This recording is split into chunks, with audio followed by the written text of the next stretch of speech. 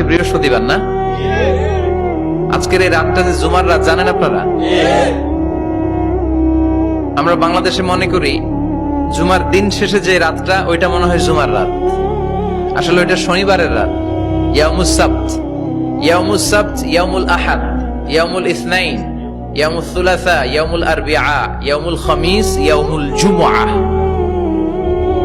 এই হচ্ছে 7 দিনের আরবি নাম। তা আজকে হচ্ছে ইয়াউমুল খামিস।